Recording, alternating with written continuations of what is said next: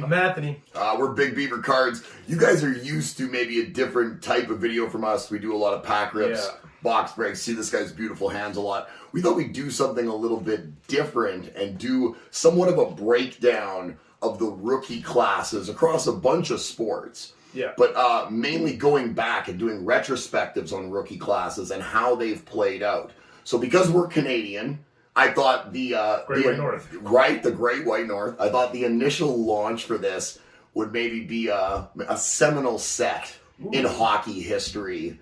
The 1979-80 rookie class in hockey. And if you guys know anything about this, fairly important to Oiler fans, hockey historians, team sports players of all one of the greatest team sport player of all time. So you already might know, spoiler alert, you already might know what number one is. So we're going to give people some examples of raw. We're going to give people some examples of slab product. Yep. And we're going to give people an example of what the prices are. Now, when we're talking some of this older product, if the rookie class isn't as deep, it's not a lot like now where you're looking at parallels and stuff. High-grade veteran cards do still end up being worth a lot. So when you look at this and you see certain rookies that didn't really pan out, didn't become Hall of Famers, and you realize, that card's kind of cheap. You need to remember that this is just the rookie class. From 79, the Marcel Dion, the Bobby Hull, the Gordie Howe. These are still expensive cards in high grade as well. So to fill out this entire set, pricey, but you do have one really expensive rookie. Uno. Okay, so you want to take a look at them? Absolutely. Okay, let's take a look at number 5 here. Let's do it. Number 5 here on the list is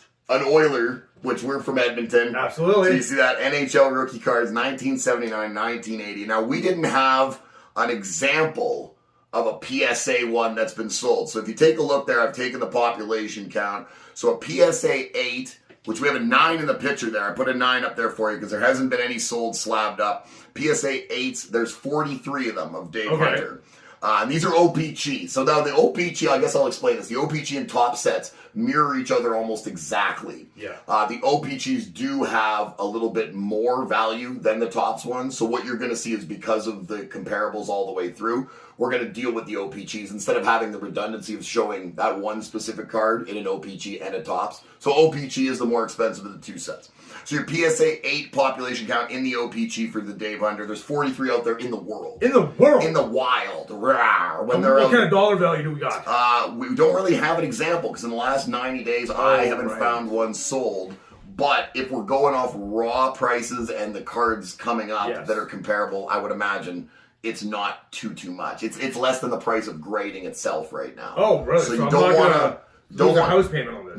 No, you don't want to be doing that. But a PSA 10, there's 3 of them out there. And if you had a 10, I mean, that might be, so that the rarity of that, and Dave Hunter's mom, if she's still around, might be, or his sister might be purchasing that, right? So on the other side, you see one example of a raw sold, and I tried to find the best example recently in a grade that was comparable to mint or near mint. So it looked really nice. We can't obviously tell with raw if things have been trimmed, especially this old. This set is pretty notorious for having fake cards, but that's again going to be for that one card, not necessarily for Dave Hunter's rookie card.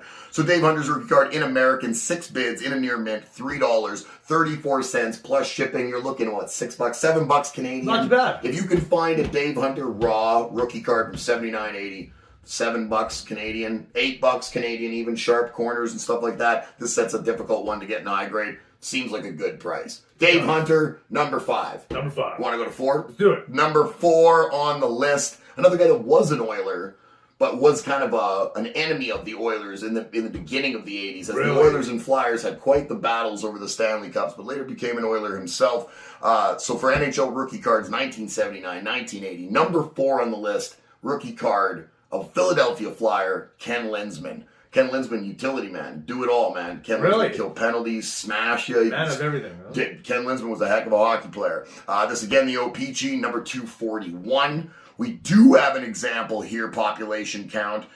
We had to take a PSA 7 because that's what I found. The only thing I found sold in a graded in the last 90 days was a Lensman PSA 7. There are some 8s out there. There is. But there was a 7 example. So they took less. They took an offer less than $23.54 American. So again, less than the price of grading. Yeah.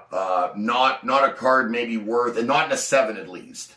not something worth getting graded. A 10, though, as you can see, population count 0. Zip, huh? But there's only 27 sevens, and they're still not worth much. Right. Ken Lensman was a good player, but when you don't make the Hall of Fame, you really don't transition into those next generations of fans. Yeah. You're just kind of, you're pigeonholed into that time frame that you played in. People like me, I'm old. I remember Ken Lensman being a good player. Right, but if you don't make the Hall of Fame, it's difficult to have that generational money behind those rookie cards. Absolutely. So you're telling me I still got a chance to be the first one to have a PSA 10 in the population? Of Ken Lensman. Oh, nice. Absolutely. I'm on the hunt right now. Anthony is on the hunt. hunt. I'm on the hunt. And as you can see on the other side of the screen there, raw example recently, again, in a near mint condition as it was purported to me. $3.93 American plus shipping. Again, about $5, $6, $7 Canadian if you're going to be able to get it in that price. And Ken Lensman and Dave Hunter were pretty much interchangeable on here. As I went through, also John Tonelli could have been on this list. So that they're the guys that were 6, 5, and 4 were basically interchangeable. And it's at 3 that we start to see some separation now. Again, not a Hall of Famer, another Oiler, the man who protected the great one, Cement Hands, Dave Semenko. You don't want to be messing with Dave Semenko. Number 3 on our list, NHL rookie cards, 1979 to 1980. The most expensive ones going right now. And I don't think this is going to change because Semenko's not going to come back, play too many more games. No? Probably he'll be about 60. Probably not going to. There's always a chance for a comeback. Come back, Dave. You can do it. You can do it, bro. You can do it, big man. So o-pee-chee again, 371 is the number. The population count of a PSA 8, which I do have the example of here, is 73. So there's a few of them out there. And we've got a best offer that was taken on one that was listed. He took $125. Oh, this made little squares there. But it took $125 Canadian, not USD. So I used 130point.com and I looked at their sales. So you can go and look up eBay auctions. And if people take best offers, you can see what they actually took. So this guy had it for 117 American, took 125 Canadian, actually closer to about 100 American, 95 American, somewhere in that neighborhood. A PSA 10 population count, still a 7. That's pretty low. That's low, but that's low. When you compare some of these ones with zeros and stuff, 7. That's Semenko's card. Yeah, they were cutting them good. They didn't want to get beat up. That's true. You don't want to get beat up by Semenko. Raw in a near mint, or at least purported to be near mint, still going to cost you $20 Canadian. $12.32 American. Going to cost Semenko's a legend here in the city. From 1979? So you're going to probably have to pay to play when it comes to Dave Semenko. Absolutely. That's the top 3. So there you go. That's the top 3, like we were saying. We hope you guys like this type of content. We're going to knock through this year by year by year every week. We're going to go through hockey. We're going to go from 79, 80 all the way up to maybe not present day, but maybe 10 years in arrears from now. That's a lot of years. Right. We're going to cover about 35, 30 years, somewhere in that neighborhood. And then we're going to jump over and we're going to interchange between basketball, football, and baseball in a similar fashion. If you got any recommendations, leave them below. If you haven't already subscribed to Big Beaver Cards, come on. We do box breaks. We do pack ripping. We do this. We do all sorts of stuff. All of it. And if you guys like comic books, this guy right here is the sexiest comic book salesman going. Facebook Live over there, Big Beaver Comics, Fridays, Saturdays, Canada, United States. We'll take care of you. This guy right here, shake his tushy in front of you. I do. But for now, after you subscribe to the channel, let's take a look at number 2. Number 2 on the list is a guy who won a Stanley Cup at some point in his career, Montreal Canadiens Stanley Cup, drafted by the North Stars. Number 2, Bobby Smith. Now, this is a good hockey player. Bobby Smith. The longevity maybe not as good as a lot of guys would like, but in his prime, Bobby Smith, hell of a player. This again, o-pee-chee, number 206. You see the PSA population count sitting at a cool 101 because Bobby Smith's a cool guy, so people were down with it. PSA 10 pop count, the goose egg. Zip, zilch, nada. Not a thing. You have a chance to be first again. You can be first. Anthony's on the hunt. I'm on the hunt. And if you're looking for an 8 in a PSA slabbed up, as you can see there, about $60 US. So given the price of grading right now, still really not a feasible card to get graded and expect to make profit on. Demand for Bobby Smith, maybe not there as much as I'm overzealous about the career of him. But it's a card that does hold some value. And it's good enough to be number 2 on this list. Yes, it is. The raw version, as you go over and take a look, near mint condition, about $18.50, translates to about $25 Canadian. If you got it probably even at 30, sharp corners, no chipping in a card like this from a set like this, you're probably doing pretty good. Bobby Smith, though, he really represents the very slight incline that we've been on. Like, it's been an uptick through this list that's been just, it hasn't been anything monumental. Nobody's been writing home about this. As we move on to number 1, with the great one, Wayne Gretzky, number 1 on the list, number 1 in your hearts. Now, is there any question about this one, where the money is? Okay, so, card number 18, if you find this out there, it's been duplicated, replicated, forged a million times. There are great videos on YouTube. Research has been done. Go take a look at all that. Get your facts straight before you're out there, especially buying raw stuff. It's just one of those cards. Everybody wants it.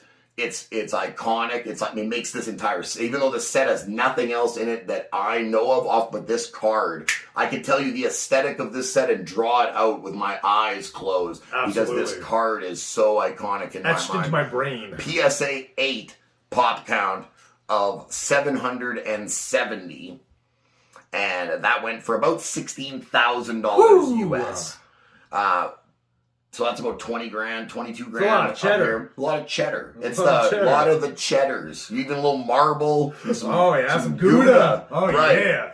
PSA 10 pop count, dos. Only the duos. Just 2. Well, you told me to use PSA 10 I did. These ones far back, and I was like, I don't think that's going to fly for that Gretzky dog. So that you can only imagine that's $100,000+ card, if not potentially $1 million in a 10. That's crazy. Right? I mean, those aren't going to be coming on the market. And as you go over to the side, this raw here, you see this one for $1,025. That's American.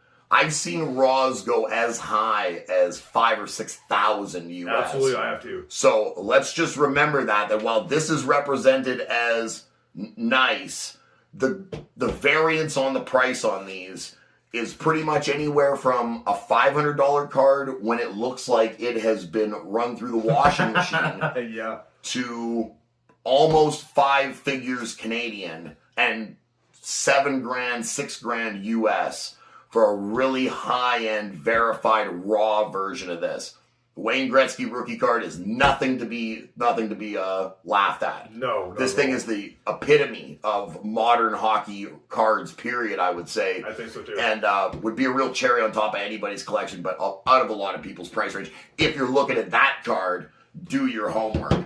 Absolutely. Right? Do your homework. That's it for that list. I'm Cody. I'm Anthony. We're Big Beaver Cards. Subscribe to the channel. We will be back next week with 1980, 1981. Yes. And we'll see if the trend of o-pee-chee being better than tops continues. And if we find that we're fluffing out a little bit more than 5 good rookies, we'll expand the list to 10. It just happened to be that 79-80 was a little bit of a tepid year. Kind of short, yeah. Kind of small in regards to rookies. Cold, very cold that Joel day. Quenneville, hell of a coach, but not a great player. Average.